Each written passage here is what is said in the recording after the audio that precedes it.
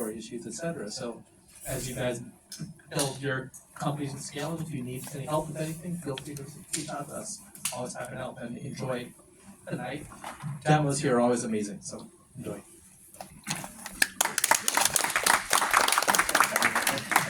Thank you. So yeah, once again, thanks everyone for coming. I was just going to show one quick demo. I'm the founder of Reconify, just a real quick demo of what we're doing, and then we're going to hand it over to our first presenter. We have 8 presenters that are doing some pretty exciting stuff in Jeda.ai. So just a quick overview of what Reconify is. We do analytics for Jeda.ai, so we can analyze the prompts and responses and keep track of all the cost, latency, anything like that. So this is just a sample report of some of the stuff that I'm tracking. This happens to be a chatbot, so we can keep track of all the stats you normally think of, like usage, users, sessions, that kind of stuff, the interactions, the tokens, cost, and latency. And you can actually even see that broken down by the model type. So that's where it gets kind of interesting. You can see OpenAI tends to be a bit slower and often more expensive than some of the other models. But the cool thing is you actually go into the prompts and responses to see what are people actually trying to do. Like I can go into this one about telling a cat joke. I can see all the different responses. I can look to see if there's any similar prompts to this and then start to compare those responses.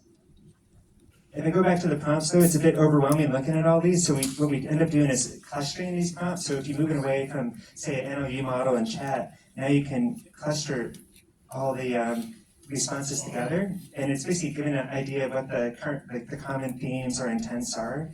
And we can see, I don't know if any of you guys are basketball Celtics fans, but here's a whole bunch of prompts around whether Jason Tatum will make the Hall of Fame or not.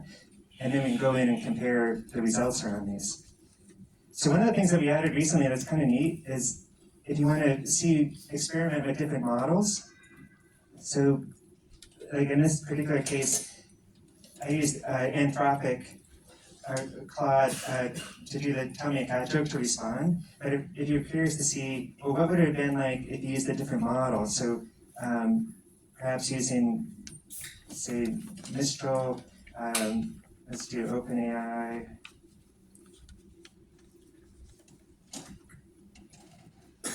This one. And say Perplexity.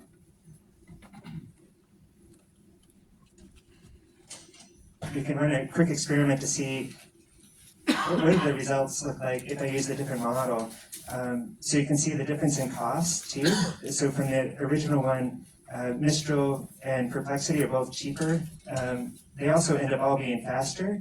And then we can see these were the actual results. So how similar are they to each other? And you can quickly see down here that like Perplexity is nearly 95% the same as the original response using Anthropic, but it's a heck of a lot cheaper and it's a lot faster too. So this could help you in deciding maybe to use a different model for your particular use case. And we have a whole experimentation tool, so you can do it on any models, any kind of prompts, and compare those. So if anyone wants to try it out, it's free to use. You can just sign up at reconify.com.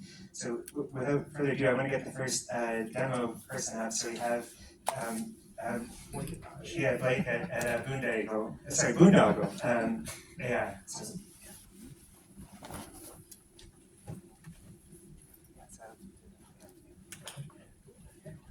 Awesome. 1 second while we get set up real quick. So as I mentioned, I'm Blake, I'm the CEO of Boondoggle.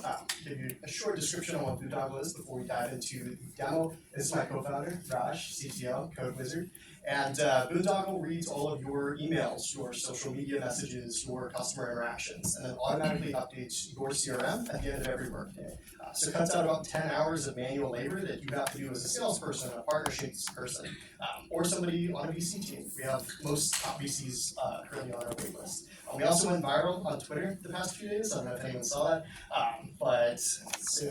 Yeah, and then we're going to go ahead and kick it off. So, pass it to Raj.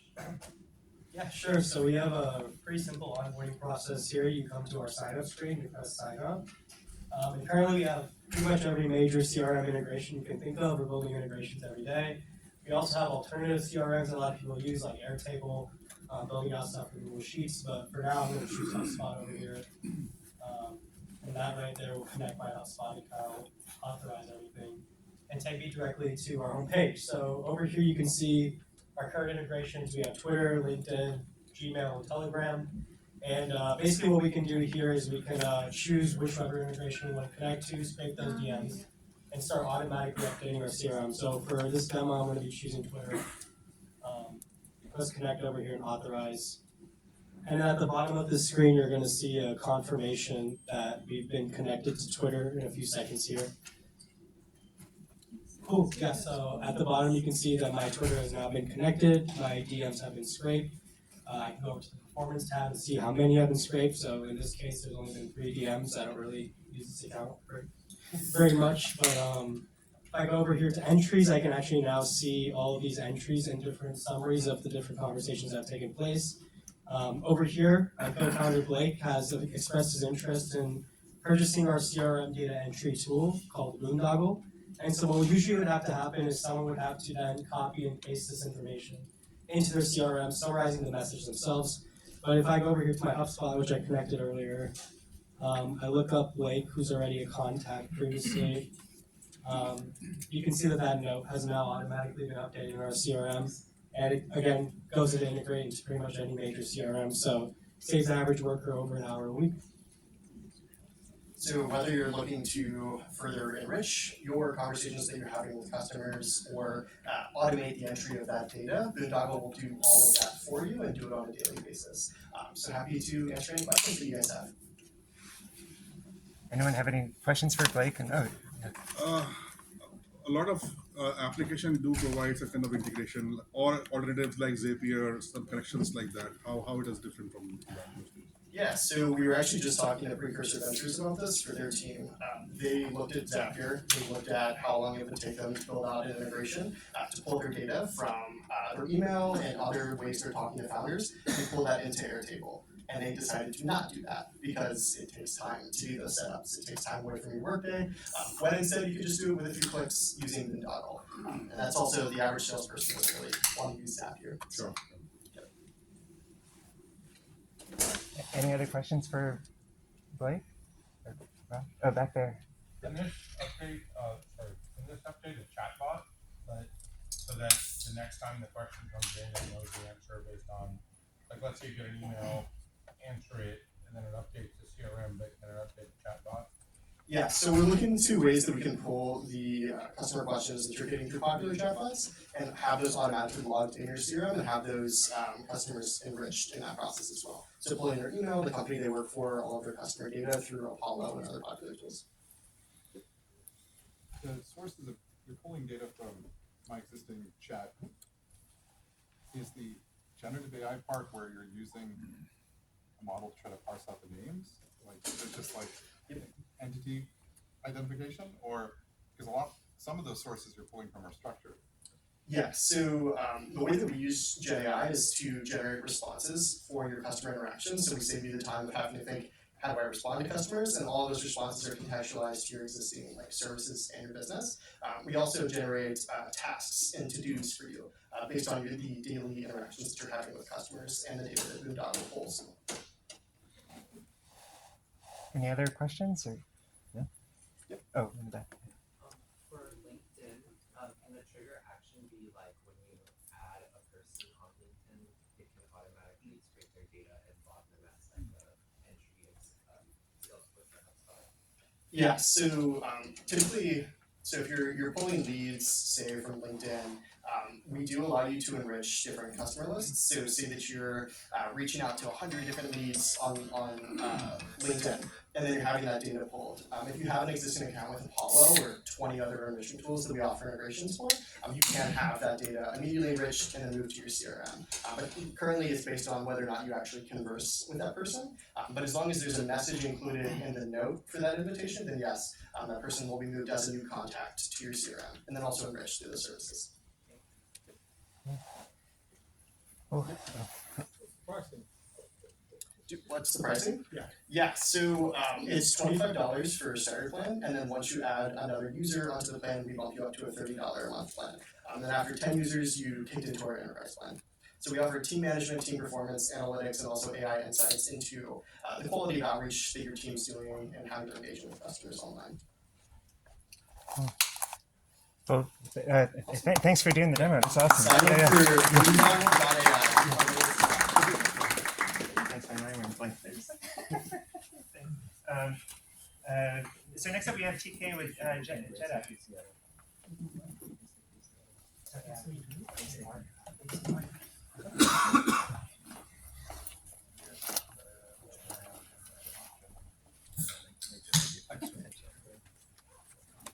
Yeah, it's pretty cool.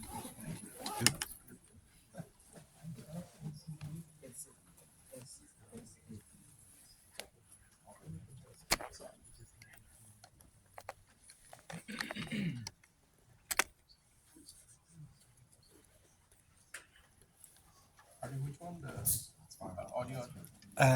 If you go to the Preston one, sorry, the top Preston. Question, see the top. Oh, sorry. The first one.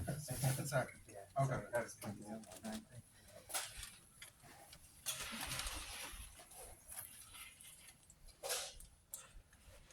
Hello, all strangers. Thank you for coming. Thanks, Arya, for hosting.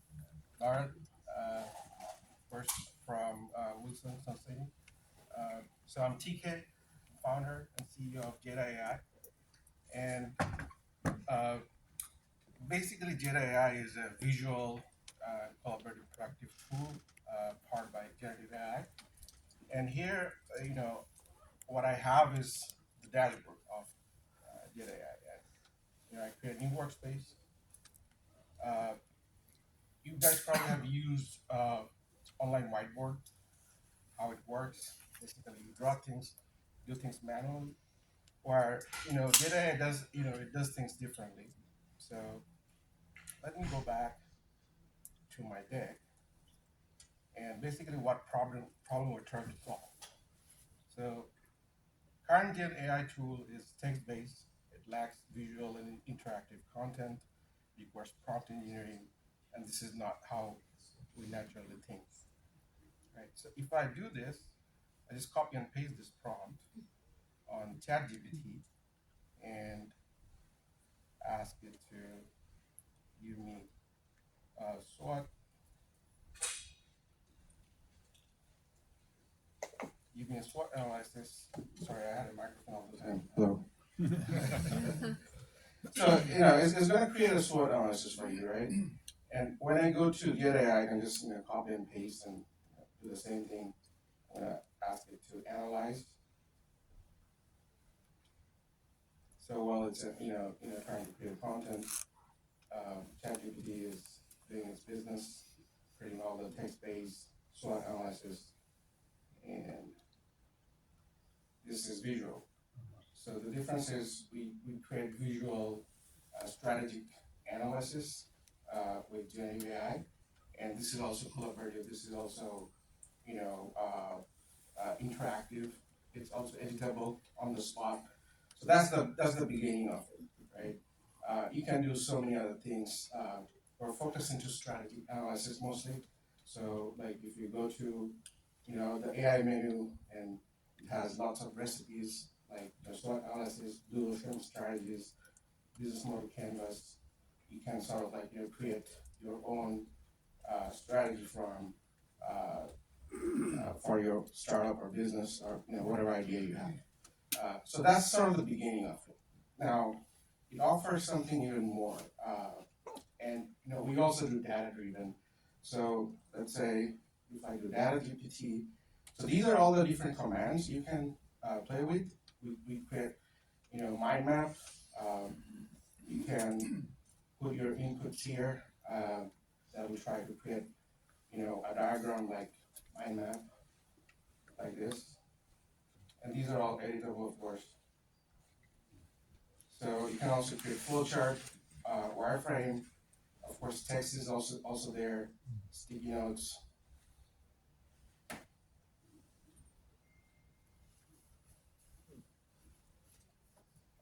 Yeah, so I mean, you can see that, it is a companion for you to sort of, brainstorm with AI, and it's visual, of course, it's more powerful than text.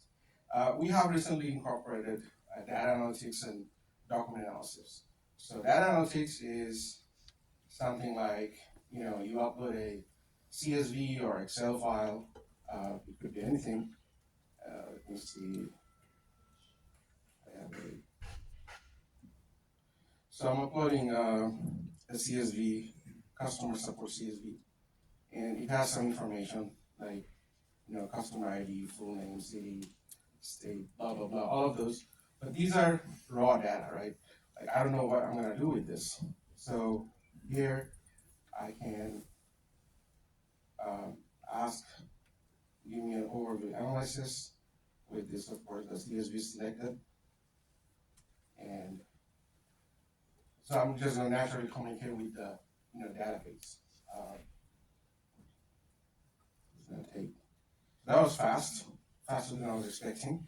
So this is, it tried to understand your intent, and then intent-based data analysis is free-form, it's, collaborative, and of course, like, you can annotate on top of it, you can doodle on top of it, put your own comment, and it's also sentiment-driven, so that means not just, you're asking a question and it's gonna, like, create the dashboard or data analysis. You can also create strategic analysis out of a particular data. So let's say if I want to do union SWOT analysis on customer data. So now, again, this is live demo and it might gonna break. So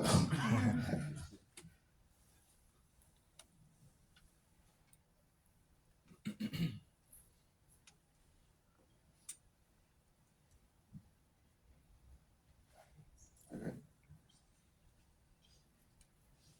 Take too much time.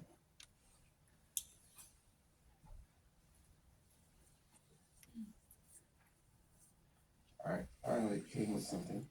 All right, so look at this. So now you have data analytics with strategic analysis. So that means you have a SWOT analysis on your particular data. It gives you strength, weakness, opportunities, and threat.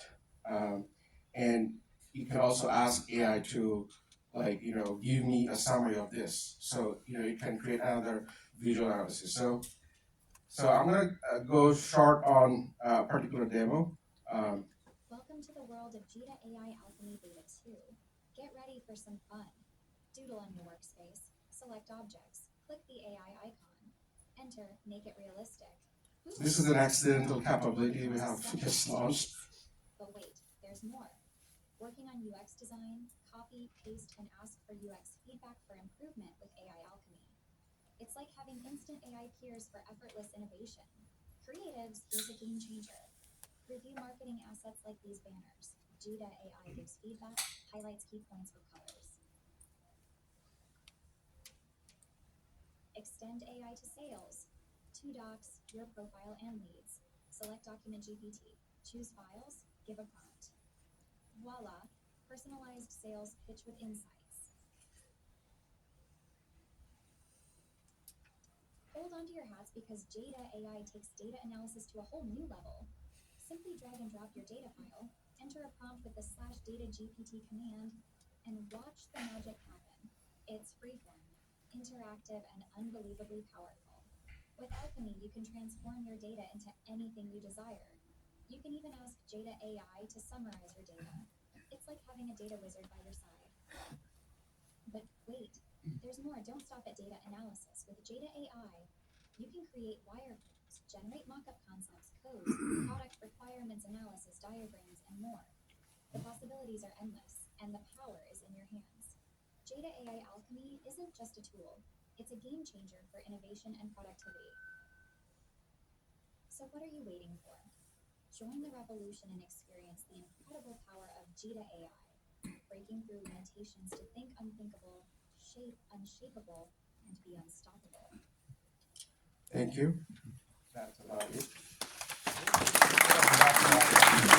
Does anyone have any questions for TK? Any questions for TK? Yes. You showed something that converts into a mockup, like a mobile mockup, right?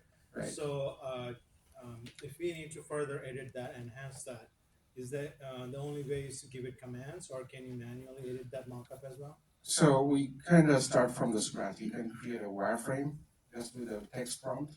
Generate a wireframe on any particular topic on any web page. You can ask it to give you markup concept. So it's not exactly an editable markup. It gives you ideas, and we're not competing with Figma or Okay. Sketch for ideation. Thanks. Thank you. Any other question? Don't be a stranger. I was a little nervous, but yeah. Yeah, price points. I'm sorry? So the starting price is $10. It's a freemium. You can join and start using it right away. It's free. $10 with the black belt, which gives you all the capabilities that you just saw, except the data analysis and the document analysis. For that, you need a $40 plan. Yeah. Yes. So who is your target audience, and whom are you trying to pitch it to? Because we use Rike internally. Data can be used there. Then there's marketing, product marketing. So what is your niche? So the primary focus is our primary focus is strategic analysis, and for strategic decision making with data and content, it's mostly leadership and people who are at the top of the management. It's only $10 for strategy. That's how we start. You can. It's like offering a lot for $10, right? How many decision maker in the company? So we have 50,000 users right now, and right now, we have 110 paid customers. We're growing fairly new, so yeah. So it's $1,000. I'm sorry. A monthly $10. $10 is the starting. That's how you kind of start. Of course, we have sort of like a product-led growth. So it's going to ask you for more advanced capability. You have to pay more. So we're going to slowly introduce enterprise as well as team plan. So that's sort of like the starting point. Yeah, for strategy, like if you're using some of the customer data and stuff, there's also privacy issue and stuff, right? So how can I use this and still not have the data on your server? So we don't learn anything from data. So we don't train, AI model with customers' data, and it's completely safe. User can delete their data and it's out of their workspace. And after that, if they want a complete isolated private cloud solution, which is something, we're talking to some of the customers, and they're open for that kind of thing. So that can be completely isolated. Yes. Yeah, can you address the latency issue, like in case you have a cell phone or a desktop and you have a operating systems, it could be Google or Samsung, or what is the relationship between the output, Right. So this is a and also canvas. the nature of the hardware and software behind it, so that you do it faster rather than things going. Yeah, that's a great question. So since it's a canvas-based model, it uses WebGL, also some of the vector graphic capabilities. So definitely the client has to be a little more capable to handle that kind of graphic. And then the second thing is, of course, like everything we have done is serverless technology behind the scene. So we take care of the latency and deliver how we deliver. And also it's a multi-model, so like you can, if you want to plug it in with any model you want for enterprise, you can also do that. Thank you. We have to wrap up at the end. Yeah. Chance for more. Yeah, appreciate it. Thank you very much. Sindarin from Kona.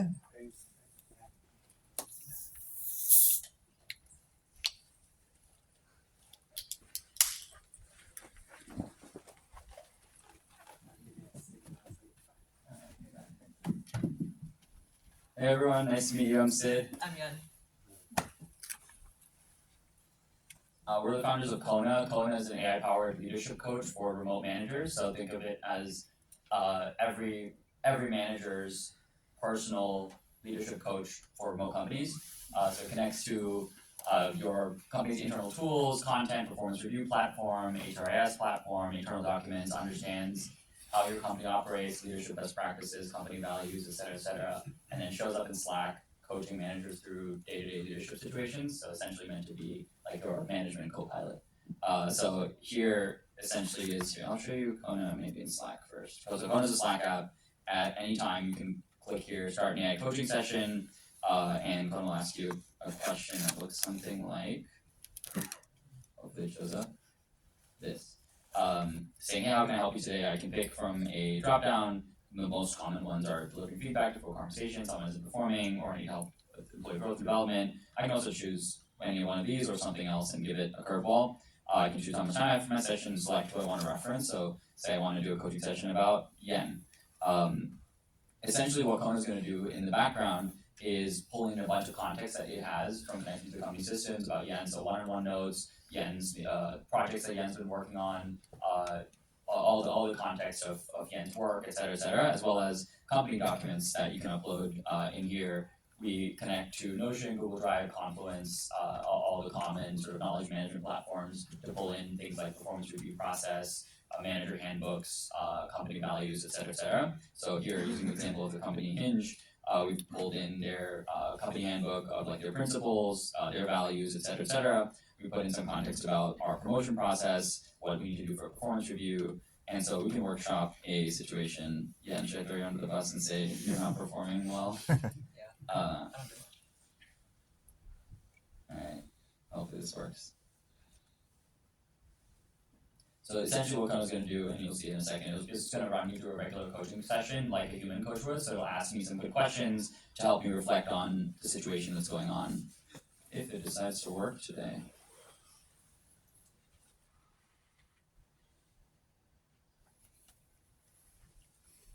Do you have the Wi-Fi? Yeah?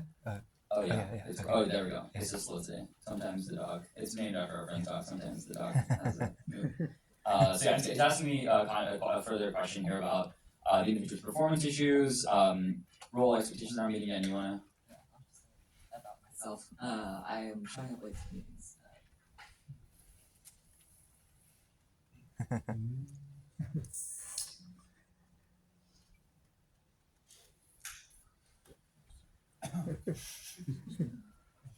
And you gotta start showing up on time, goddamn. Yeah. Alright, so I'll ask what I've done so far. I've had a conversation with Yen about this. I'll just, for the sake of simplicity, say not yet.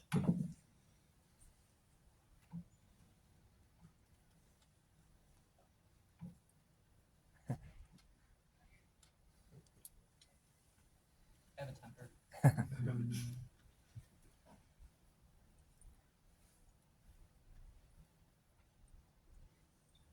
And so it's pulled here from the Radical Candor framework and given me sort of the script for the conversation. It's pulled in context about Yen's working style, Yen's work with me guide that they've shared with me, et cetera, and then of course aligned the conversation and kept in mind the company's core values. And it's also told me, okay, here's what you need to do in terms of documentation after this as per your company policies.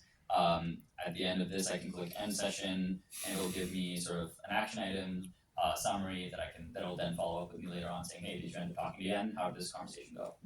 So essentially, you can go to Kona about problems like preparing for one-on-ones, difficult feedback, cross-functional issues, your manager sucks and you hate them, you're depressed at work, really anything, and Kona will walk you through a coaching session just like a good human coach would.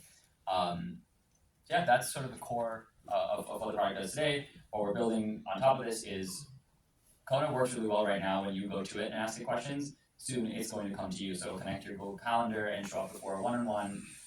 Here, let me show you an example of another thing that Kona can do. What it will start doing is sending me questions on a regular basis saying, hey, what's one thing that Isabel and your team could experiment with doing differently? So it's going to prompt me to think of some feedback, and if you want to draft some feedback for Isabel, I can just kind of put down my raw, unfiltered thoughts here about this person. She's an engineer. So I'd like her to think more product centric. Perfect. And so Kona's gonna grab some feedback for me about how I can deliver this to Isabel, as well as I can add it to my one-on-one agenda, and it'll remind me before my one-on-one saying, hey, remember we talked about this, you should give Isabel this feedback. So essentially it's showing up kind of like a birdie on my shoulder, ensuring that I'm doing all the things that a good manager does.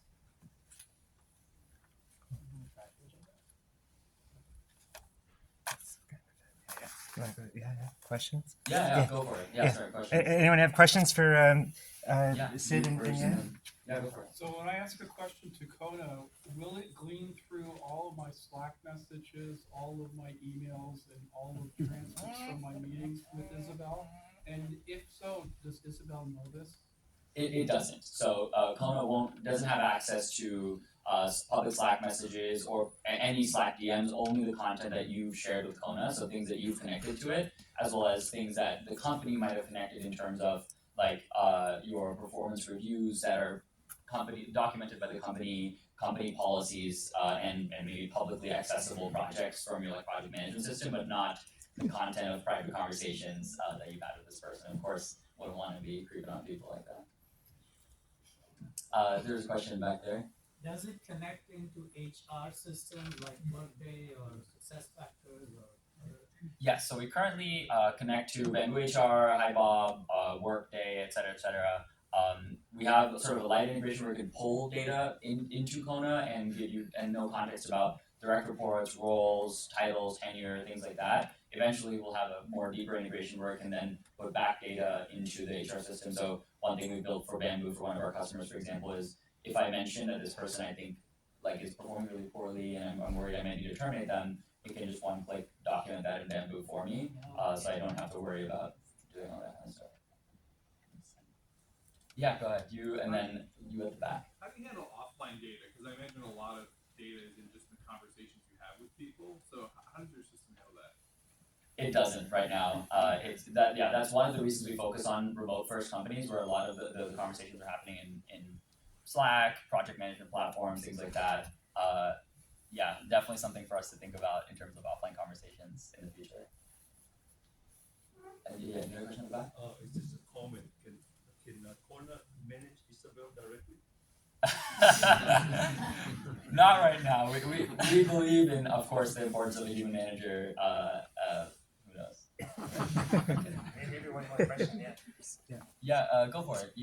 Is it only for managers? And if so, then there are multiple levels of managers.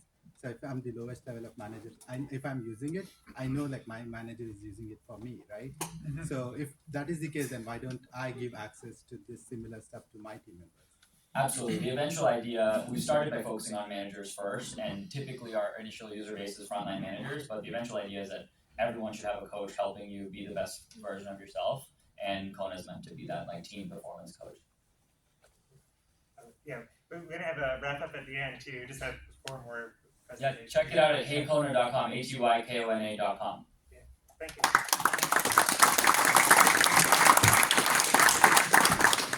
So next up we have Nick with Reese.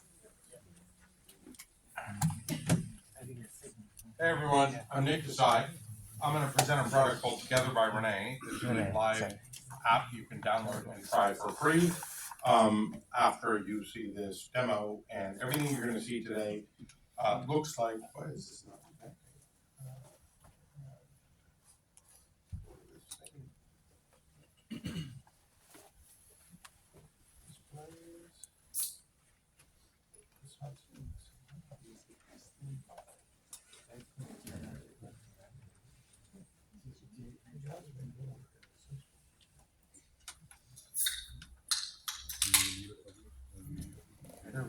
There we go.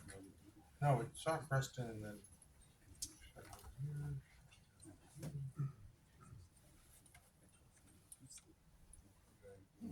It's not Preston in the right way.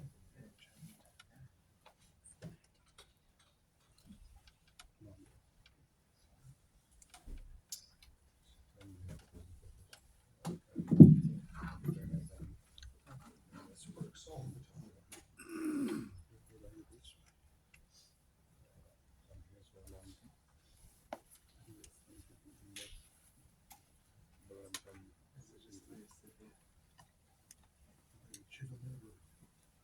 There we go.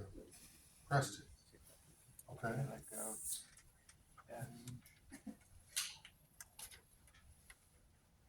Okay. Yes, okay. Sorry about that. Okay, so what you're gonna see today are actual screen grab videos that were captured this week of actual functionality, all of which is live except the very new thing, which I'll show you at the end. So just a little bit of context before we get started. We're a healthcare assistant for older and chronic disease patients to manage routine healthcare tasks. Why is that important and why do that with AI? What is the single biggest problem in healthcare in America?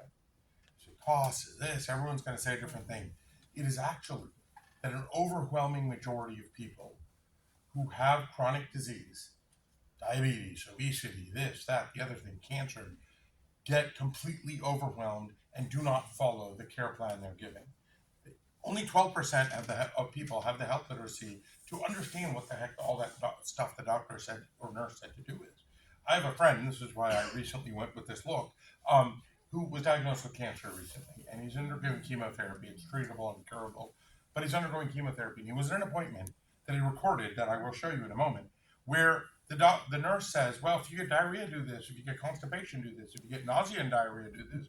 And if you get nausea and constipation, do this. But if you have lots of appetite, don't do any of these things. And imagine you've just started chemotherapy, you're getting this ridiculously amount of drugs, and you just found out, and you're listening to all these instructions, right? This is a guy who has a graduate degree in engineering. The average person in America over the age of 55 has a 5th grade reading level, right? I can make a political joke about how we got certain presidents, but I won't do that. So what we set out to do is build a healthcare assistant using generative AI, so there's no people on the back end, that helps you complete the most important tasks: understanding your doctor, taking your medications, getting your refills, staying on track with your care plan, and then looking at the combination and tracking your vitals, and then looking at the combination of those things and saying, hey, you're taking your blood pressure medicine, but it doesn't appear to be working, right? So maybe you should talk to your doctor, right? We're not acting as the doctor, but we're helping those care plan instructions be done. And we set out to do this without requiring any integration to EHRs or hospital IT systems, because that takes forever, and without requiring the user to do any data entry. So let's see what this looks like. And yes, there's some fancy graphics, but we're going to skip to the important stuff here. And it's only 2 minutes long. This will go very, very quickly. So how do we do this without data entry or typing? We use pictures. So this is a picture of a pill bottle that you can take, rotating of all your pill bottles, and it will immediately extract from that and set up daily medication reminders at the right time. It will save the medication. It will extract from that and give you reminders and give your caregivers or nudges to tell you when you haven't taken a medication, so that your son can call you and say, Dad, take the glaucoma drops you're supposed to. It will then measure your vitals, as you will see here for a second, and it will store from that your doctors, and as you will see in a moment, it'll actually manage your refills. So when you have a medication and a refill, it will actually use an AI bot to call your pharmacy to order the refill so you don't have to, and it will let you know when the refill is ready for pickup at the 5 largest pharmacy chains in America. It will extract from that your doctors and give you one-touch access. So I know all my dad's doctors, and I can call them when he doesn't call them. I can measure my vitals by pointing the camera at my face. It actually takes about a minute. I'm just rushing through it here. It takes about a minute, and then it tracks and charts your vitals, and you can speak for about 45 seconds. It'll measure your stress level and mental health, right? Which is critical because mental health is so importantly tied. When you get that little appointment card from the doctor or the dentist, you can take a picture of it, put it on your calendar or the calendar of your caregiver, so that everything's ending up in the right place without you having to know how to even use Google Calendar, right? But your son uses it. Now, this is a new functionality, which I want to show you. My mouse lets me move, but it's not. This video froze. This. Now, computer's frozen. Is that a new one? Oh, you're moving it on this screen. If you just go, yeah. there Oh, you go. I am? Yeah. Okay. Oops. Oh, man, I can't see where it's moving. You're at the top. Okay. I'm just gonna, sorry about that. Demo problems. Where is the cursor? It's right in the middle. Right in the middle. Oh, I see it. Okay, excellent.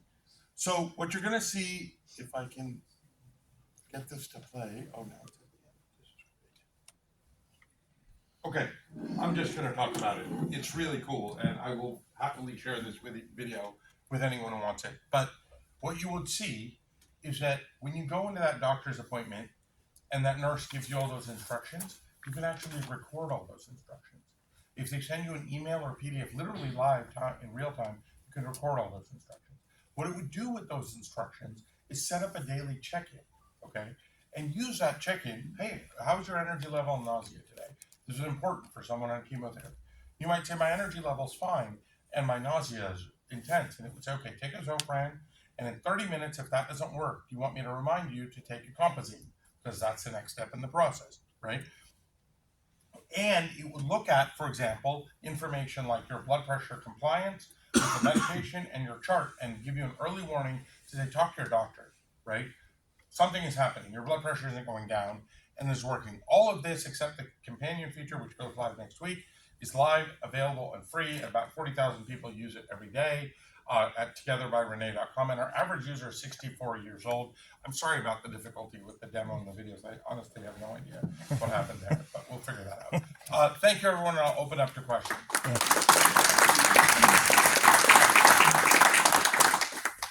Super cool demo. With the being in the medical industry and like high stakes and all that, how do you ensure that it's doing everything correctly? Yes. So this is a really important question. I honestly wish someone was asked that first. How do you avoid hallucinations, right?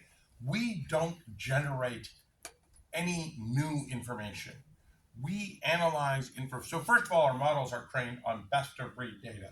NCIC for cancer, National Institutes of Health, the US FDA drug database, the US Preventative Care Task Force, all of those kinds of things are the source material, right? And then your care plan. Where AI is extremely good is saying, look at this 100-page document and let me see what it says. What it's very bad at is saying, well, I have these symptoms, does that mean I have cancer, right? We don't do the latter, we do the former. And we keep you on track to stuff that's already been told to you and use it to help you along the way. And at any point, if we have a question or we think this might not work, all we will tell you is consult your doctor or healthcare provider, right? And we know which one you should consult. Is there cardiology problems, or call your cardiologist. Very cool. Yeah, the question is like in United States, most part of like clinics support kind of like backhand and protocols, something like Epic is 60% of the market and two Yes. other protocols. So and all like electronic healthcare records mostly stored there. Do you have like in your roadmap, for example, integration with all those like protocols instead of manually scanning all those data, just to connect to this protocol and use this healthcare data? So the question is, do we plan to integrate with Epic and other EHR systems? The answer to that question actually for the time being is no. And I'll tell you why. Because my friend who's a cancer patient has an Epic My Chart with UC San Francisco and with Stanford between oncology and surgery, and they don't all have the same information. And he used to live in LA and has information from UCLA that is completely disconnected. And as a cardiologist that's not on Epic, that's even more disconnected. If we ask the user for the source information, the user controlling what they want to give us and the value that they get out of the product. I think we're coming up on time. So I'm Nick at Rene.com, Nick at Rene.com. I won't be able to stick around. I have to get home and relieve the babysitter. We have 3 young kids. I'm also Nick Desai from Together by Rene on LinkedIn. I would love to answer more questions and share the full video with you. Thank you so much, everybody. So next up we have Raj with Solo.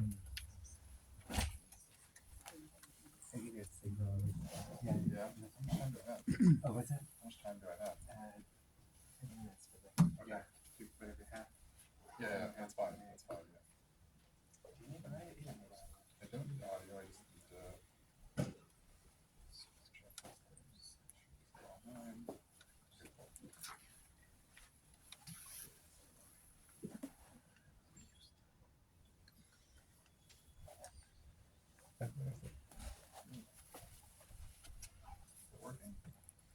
Okay, cool. I'm Raj. So I guess I know everybody's presenting in startups. Thank you already for the opportunity. I work in the labs group at Mozilla, and I know it's a big company, so it's not a startup, but the Labs group is a little bit like a startup, and so we get to pitch ideas and just build things. Not necessarily an original category, but we built an AI website builder, and I wanted to kind of demo. This is something I worked on with one other person over the summer. Now there's a few of us, and we just launched it this past December. So this is really just, it's called Solo, so it's Mozilla Solo. So this is an internal URL, main.soloist.ai, so you probably want to, or just go to soloist.ai. And this is just really playing on the trend that everybody wants to be, have a side hustle. It's like exploded over COVID. Something like 40% of the country, a stat I saw from Yahoo Finance recently, people have side hustles or their own little passion projects, whatever it is, and they're building stuff. And sure, you may launch that business on Yelp, or you may launch that business on Facebook or whatever group, but at some point, if you want to try to grow it, you may need to build a website. So it's pretty simple. So just to kind of show you the demo.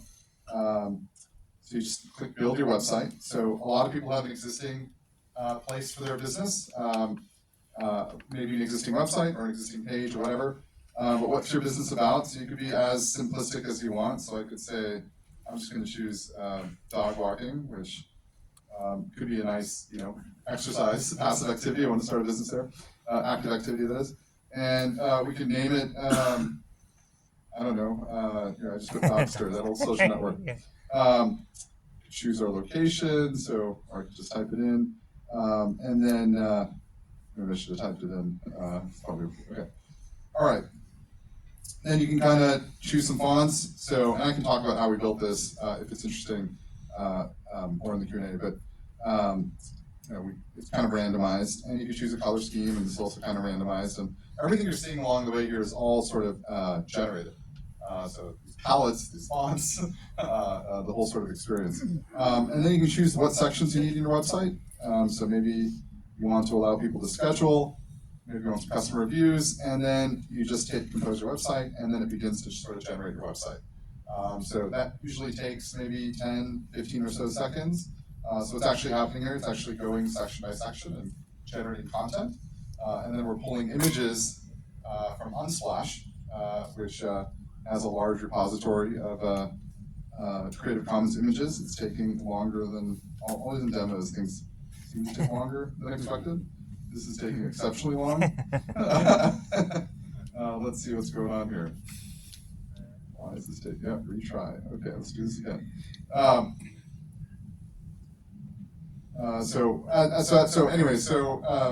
It's OpenAI behind the scenes, and the way we sort of built this was, I don't understand what's going on here. Let's one more time.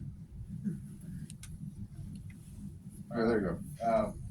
All right, so it generated a site, and you can see kind of a first pass. Oops, like the other. Okay, there you go.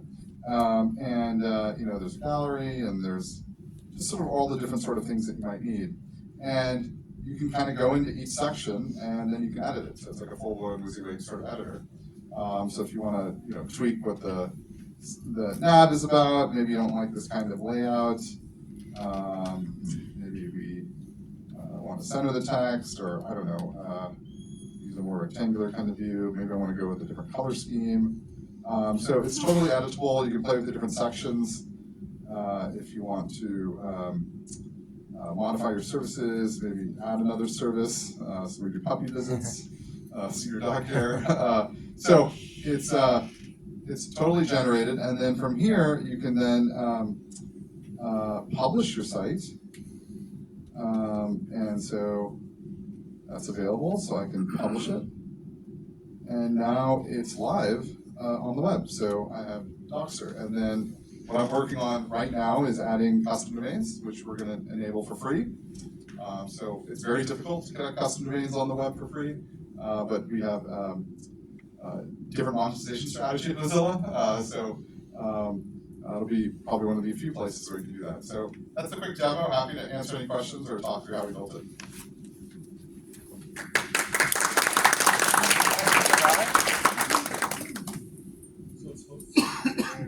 So you're hosting the business. We're- There's a 100.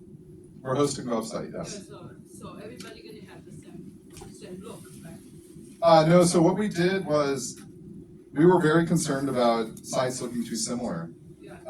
So there was a few strategies we took to address that. So each of these components, like each of these different sections, they have a variety of layout options. There's also a variety of fonts, there's a variety of theme colors, and whatnot. And then what we do is we randomize those settings. We also randomize how many we show. And then we generate the text with randomized temperatures to create more diversity. And so we took a bunch of steps. And now what we're actually starting to do is, as you can see, this is like rich text, is to see if we can try to randomize even what we make bold, what we make italic, where we want to put bullets. So we're trying to make it such that it feels as unique as possible. It doesn't feel like if I ran this, like if I did the same exercise again and added another dog website, it would look totally different and should have totally different text. How about, do they have a copyright issue? Well, we're using OpenAI to generate the text. So I mean the picture. the pictures are coming from Unsplash. So these are like the Creative Commons licensed images, so you can freely use them. Okay, and then what's the business model? So it's totally free, and then we have some plans on ways to monetize if we graduate sort of out of the labs into sort of broader Mozilla products. Is it exportable to be hosted elsewhere? Not right now, no. What about domain of the website? Can I choose it or it's? Yeah, so that's what I'm working on right now. Yeah, so I'm adding custom domains. So right now it's internal, right? Right now it's your website would be solos.ai / whatever handle, but soon you'll be able to just hook up your own custom domain, and then it's basically your own site. Can it be used at a more global scale, like in other countries? Yeah, so I launched this on the Mozilla Labs blog in December, and I think we have around 6,000 businesses that have built sites on it. And I've been in startups my whole life, and it is. And I don't know if it's because of it's Mozilla, but it's the most diverse traffic I have ever seen. When you look at the Google Analytics map, it's like the whole world is like some shade of blue. So we clearly have traffic coming from all over the place. I'm wondering how hard is it to integrate with like a third-party API? Like suppose you want to add Facebook login or like a payments gateway. Yeah, so the approach we've taken, because we're such a small team, just a few people, was to try to make it. We just sort of focus on building a beautiful website, and then you plug in what you need. So, for example, here you just paste in your Calendly link, right, and then you can kind of plug it in. And in similar fashion, like if you have Google Analytics, you just paste in your Google Analytics measurement ID, and then you hook it up.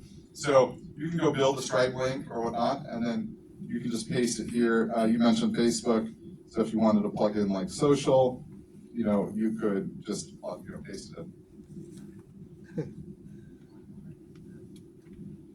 Is there an opportunity to include like demographic information so that you can tailor your site to your target customer? Right now, the field in onboarding, you kind of describe your service.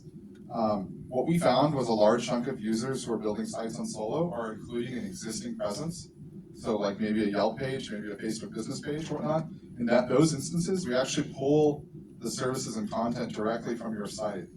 So it's super authentic to your brand.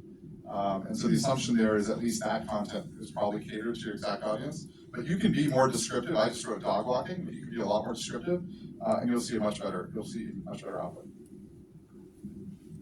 Okay, just really quickly, how advanced can the graphics get on the website? Like, what's the craziest integration you do? Like, can you go Apple product demo scroll yet? What do you mean by Apple? Like when you log onto any Apple product, they have really cool like animation 3D model spins. Right. Right now, so like these images, for example, they're. Just flat images, but can you do 3D scroll?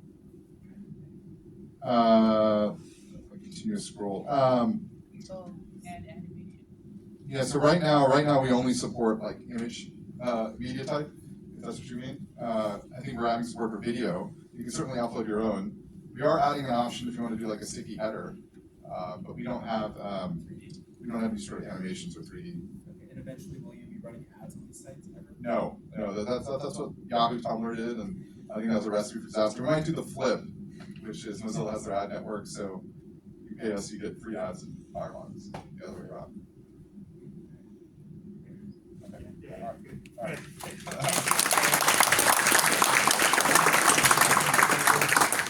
Next up, we have Brian with Persona.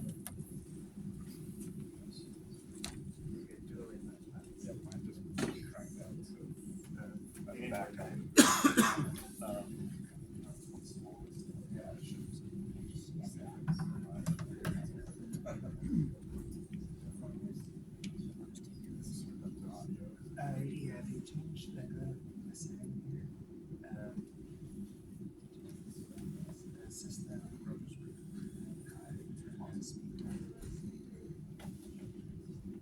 sound.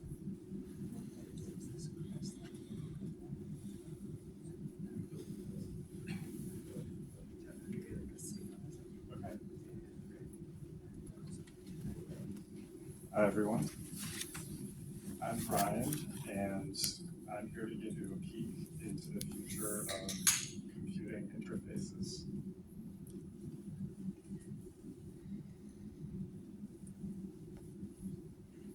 And here it is.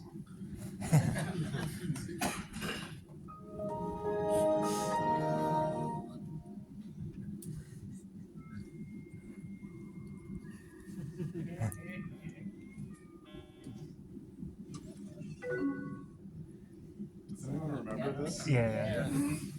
Cool. I'm from Austin, and I've been disappointed with the number of people who recall Smarter Child in particular. So we're all used to chatbots now. We can chat with AIs everywhere.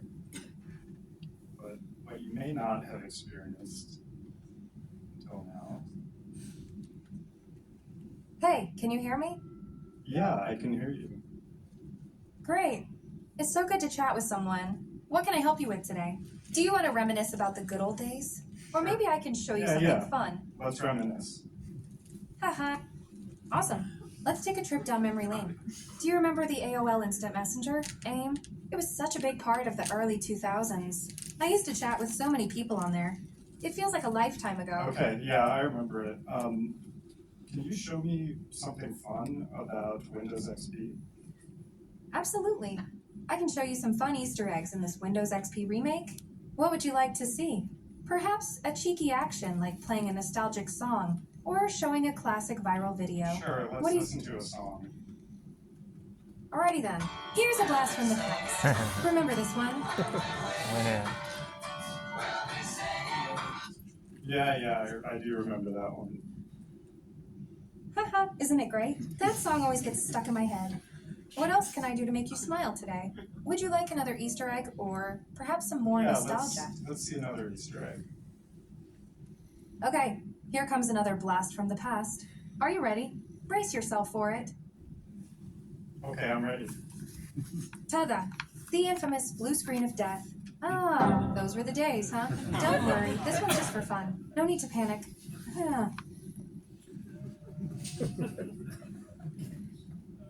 All right. I hope you enjoyed that. That's a cheeky demo of the technology that my company is building, which is conversational speech AI.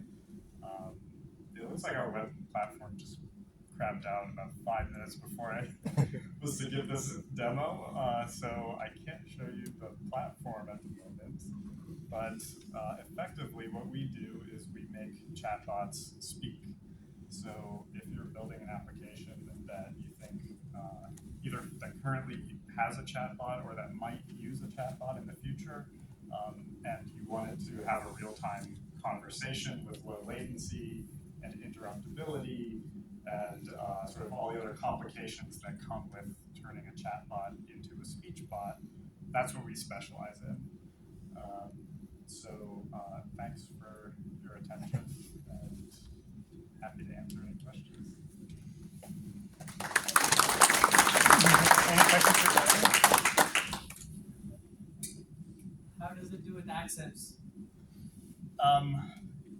not great at the moment. It will very shortly be doing great with accents, at least when speaking English.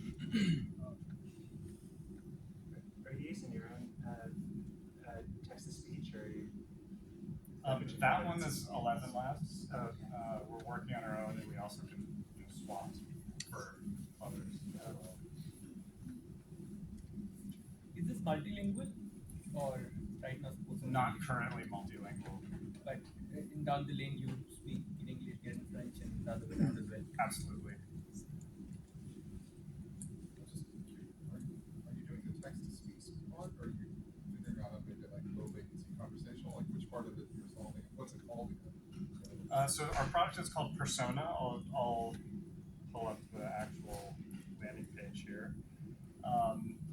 It's as you said, it's sort of low latency, conversational, real-time interaction. So it's hard enough to get latency as low as we've gotten it. It's also hard to deal with interruptions. It's hard to not interrupt the user. All these things really add up to being a real pain in the ass if you're just trying to deploy this as a feature.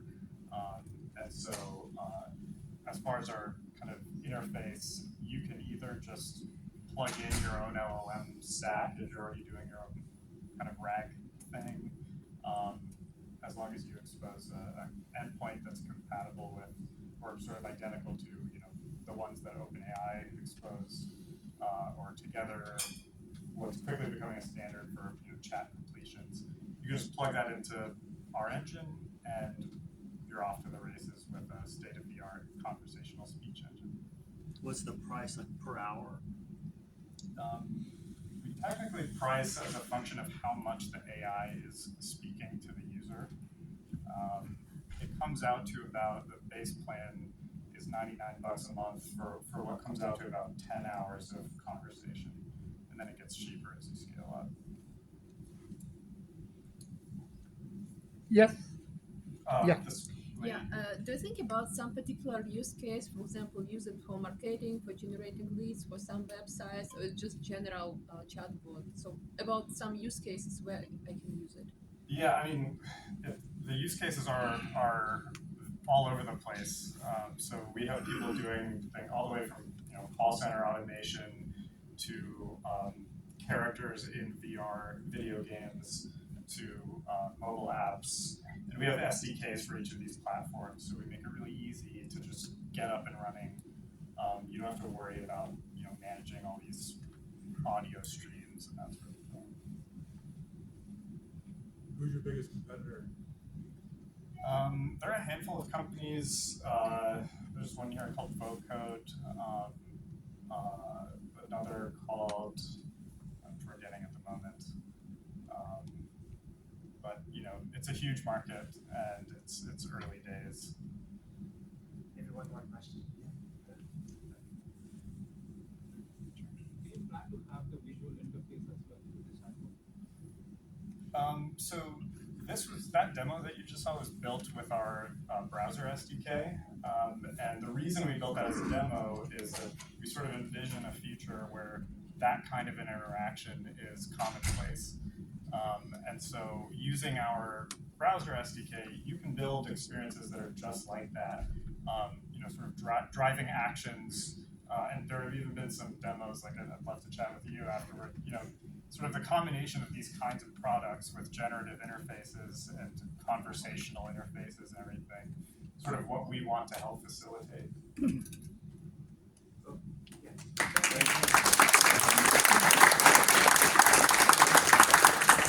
Next up, we have Fabian with Titan.ai. There we go.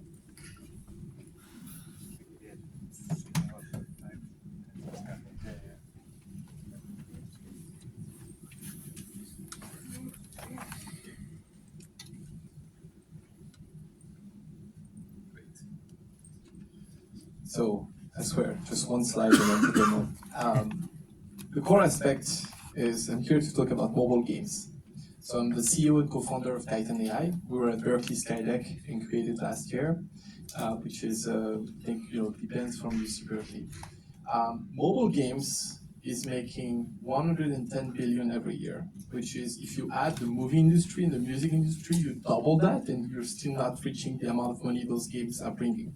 Why? Because they're reaching 3 billion people. So when you think about smartphone, right after social and communication, this is the third largest category, right? It's reaching people everywhere. And our core tech is, I've been in the world of mobile game now since 2011, so that's why I'm starting to show some white hair. Is right now a lot of the games, right, as well as some of the AI app are really focusing on humans, right? And human need to send an input, send a chat message, and get something back from AI or from the game. And our core takeaway is we really want to change that and ultimately consider that in real time, you have an accumulation of game data, right, of actions undertaken by the players that the AI could interpret, react to, and essentially start to get angry, happy, and interact with you in that manner. So our vision is to ultimately build a great AI sidekick for RPGs, which is role-playing games, one of the most popular category in mobile.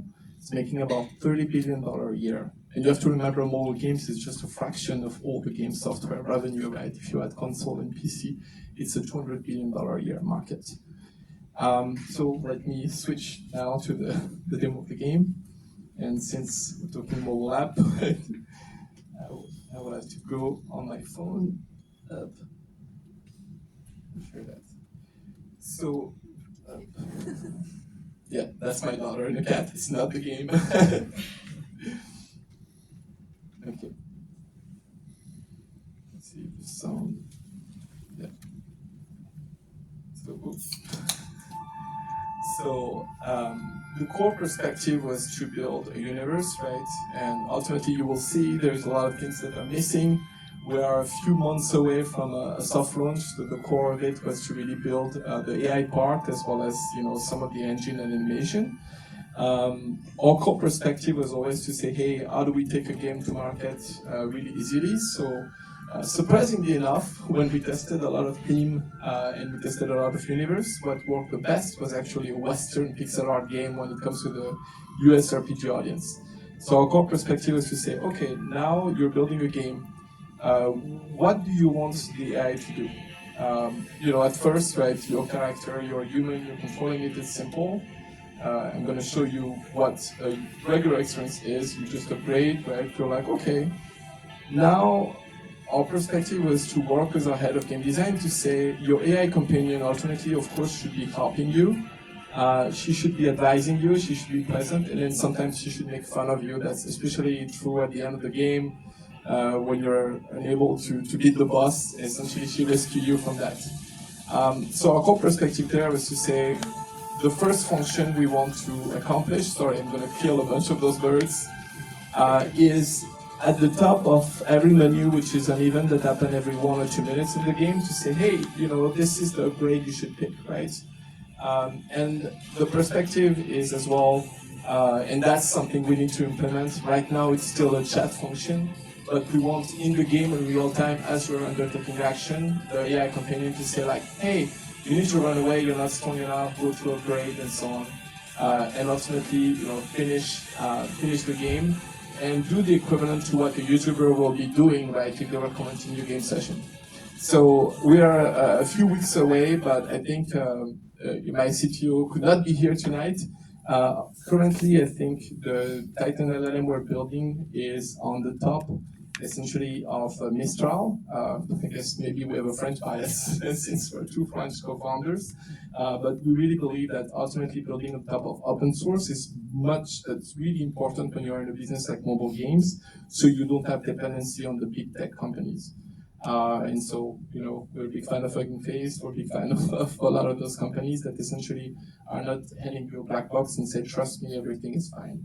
It's really important when you're in gaming, right, to guarantee that the output of the players is going to be something that that you have some controls over. Well, thank you, and then I will take some questions. Any questions for Fabian? Okay. Who are your competitors? I think, so in the gaming space, one of the most well-funded company in Jeda.ai is called InWorld. What they're doing, though, in their perspective, is more to say, hey, we're going to build non-playable characters. So not really your sidekick, but more the people you meet, right, if you're playing an MMO. And they're mostly focusing on PC and console right now. And there is a bunch of like mobile-centric studios, but it's still very early. I think we've seen in gaming a big biases from VCs to go to B2B solutions. Unfortunately, most of them are not doing so well right now. So I think 2024 is the year where a lot of VCs are pivoting towards consumer. So we're seeing a lot of interest on that front. Yep. So was your app did develop Calamity Jane or just what she was saying? So right now we've developed both what she was saying versus the recommendation, and our key questions was like, for the proof of concept, right? We were building first those recommendation of weapons, and then the debrief at the end of the session.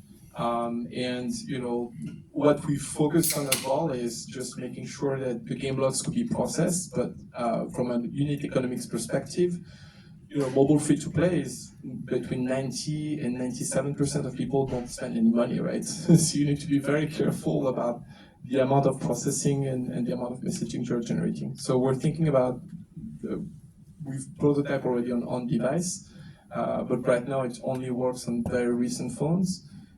So that's it's a push-pull, right? That's interesting. I think in the long run for free-to-play mobile games, being on device makes a lot more sense, right? Since you have so many users for freeloaders. Yep. What was the name of your company? Oh, sorry, Titan.ai. I guess I have to show. You mentioned that you prefer to build on open source. I'm curious, which open source technologies or frameworks are part of your technology? Yeah, well, so currently, I mean, without, again, next time I will bring my CTO like most of the startup, but right now Mistral is the foundational LLM we're using, that, and we build on the top of it, right, what interprets essentially the game data and provide the output that Calamity Jane is giving you in real time. So that's, I will say, the most prominent open source in the tech field. Mistral. So they are, I think they raised their seed round was $750 million, but they are the team essentially that built Llama before, and then, you know, they all left and created a new company. So for this to work with like Brawl Stars and Minecraft and Roblox, is Yeah. that a bunch of effort on your part, or? So, I mean, I think, you know, this is why we've done, you know, we've raised 400K of friends and family angel round, was Skydeck money last year. I think that's why we're raising pre-seed. I think the two option is you could either say, this tech is going to be differentiating me versus all the other RPGs and build your own games, right? And say my tech differentiates me, it gives a superior user experience. That's option one. Option two, at some point you open it and you become a platform, right, to other RPGs. I think it's a bit early. First, we need to make it work as a key engagement driver. Then we'll figure out what's best to monetize. Yes, sir. What's your marketing distribution strategy for this one? Yeah, so I think I've marketed mobile games as well since 2011. Right now, right, the first step was to really assess where the lowest CAC, cost per acquisition, was. And we figured out that for the RPG audience, Western games was the lowest cost to acquire user. The strategy then is a mix, right? You have a mix of paid marketing. Mobile game is one of the places where you could really efficiently buy on Meta, Unity, AppLovin, or Google. And then the other part is community-based marketing. All those type of games have really big community on Reddit, Discord, and a series of other channels. So reaching out to communities of games who are really similar, for example, to this one, you have like a really solid efficiency. Your goal is to get about 1 organic users for every paid users. So you know, that makes your unit economics much better. Cool. Thanks again.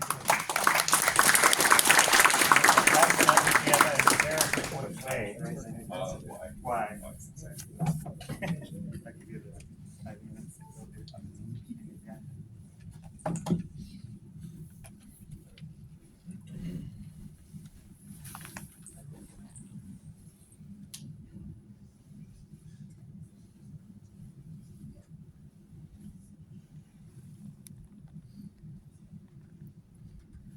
Hi everyone, my name is Derek.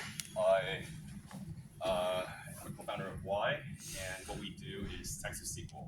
And it's funny, we actually started because we saw the tens of text SQL companies that are out there on the market today, and we've realized that none of them really do enterprise work really, really well. And so my co-founders and I, we come from companies like Snowflake, Cloudera, Hortonworks, Cribble, and we decided to start the 50th text SQL company out there today. I think if you look at solutions on the market today that are doing this, they can only query one table max. And even when you're asking a question against that one query, you're getting the wrong answer at least 1/4 of the time. And so that ultimately is a really poor user experience for your internal users, for your customers. And we thought, hey, look, with the help of AI, we can boost that up to 90-some% accuracy. Our product is actually in the form of an API. So it's not actually this UI. We built this UI just for demo purposes.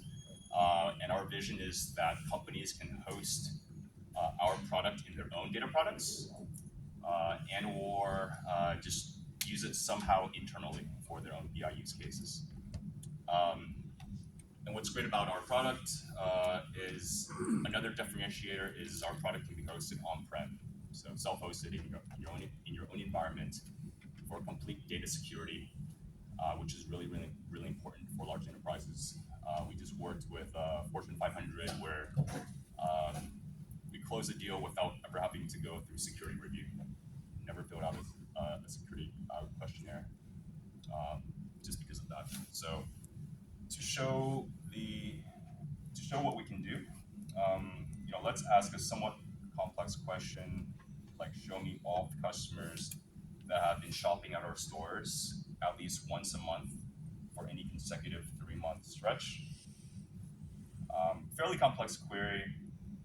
I think if you were to use a generic text to SQL solution out on the market today, it'll hallucinate a lot drastically, and it'll go against one table max.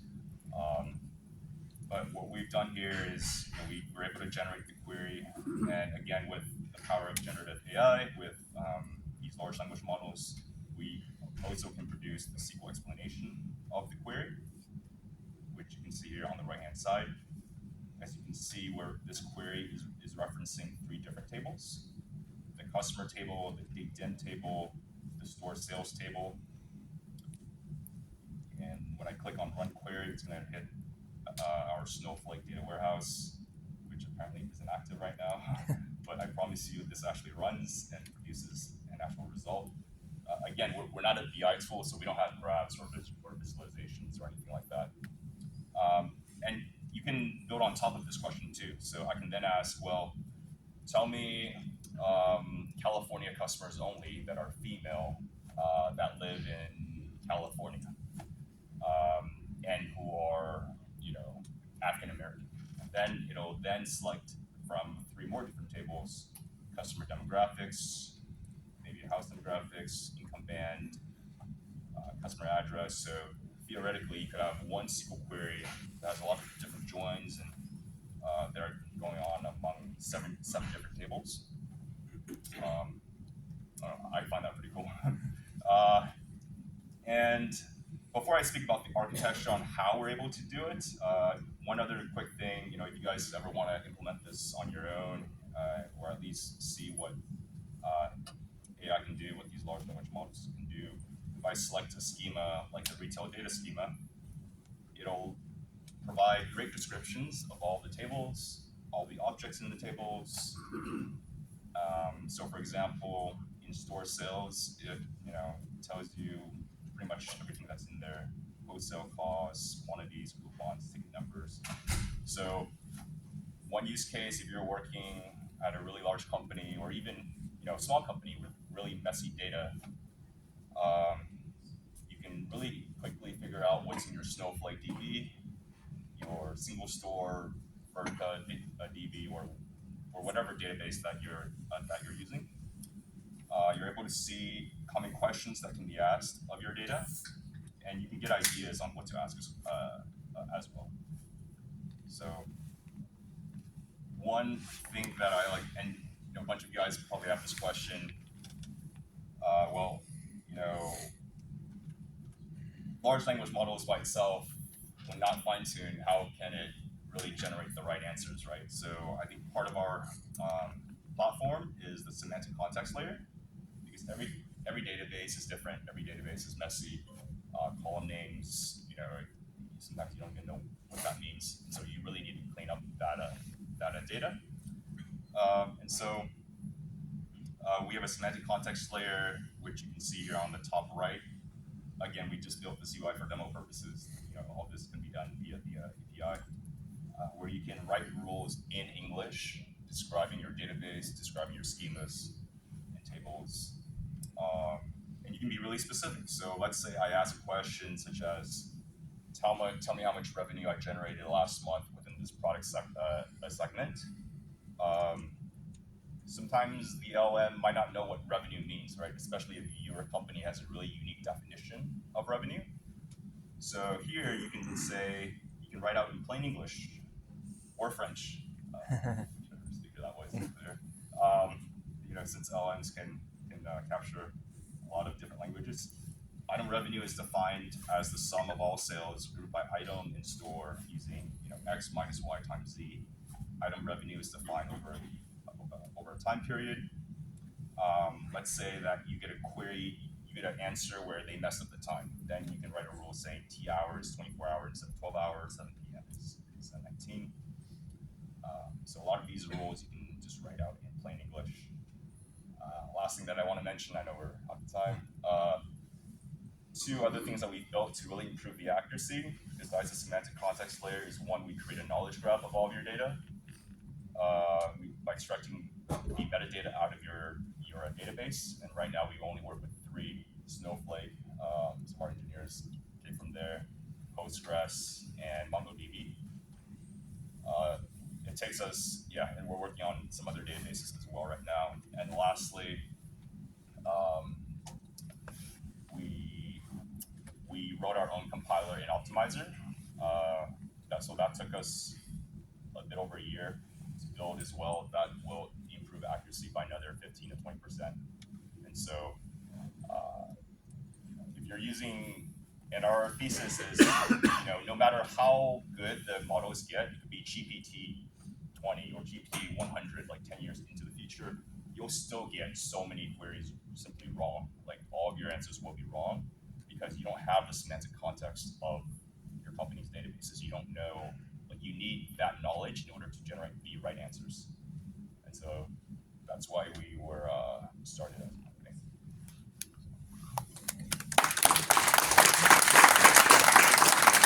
Anyone have any questions for Darren? Yeah. Can you do the reverse? If I have a legacy code which is not working, can I give it and it can figure out? Definitely. Yeah. So let's say, we have some companies that are doing this right now. You can just copy and paste the SQL. Again, another power of generative AI, or at least with our platform. But I think you can build this yourself as well. It's not working here. Like copy and paste. It's supposed to work, but when I click on play, it's supposed to then write the actual question that it thinks it's asking, and then all the steps. Let me just try.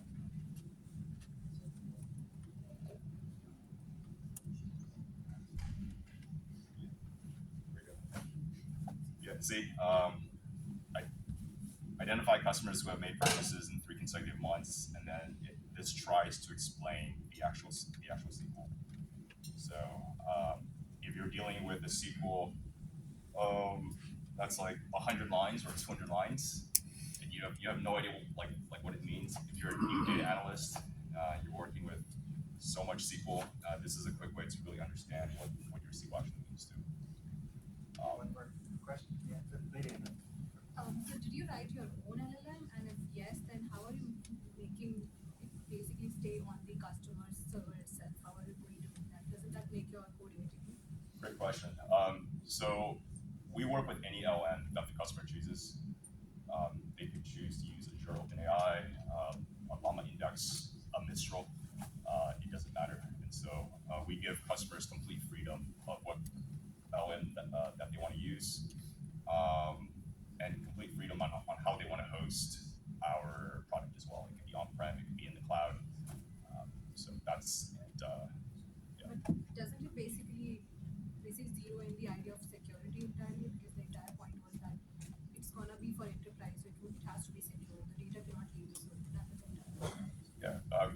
question. Typically, customers, companies that we've talked with, they're fine with using Azure OpenAI. They trust Microsoft for the most part. But you are right. Like a lot of these larger companies don't trust OpenAI just by itself, so they won't use OpenAI's models, but they'll use Azure OpenAI. So it's weird. It's like well, Yeah.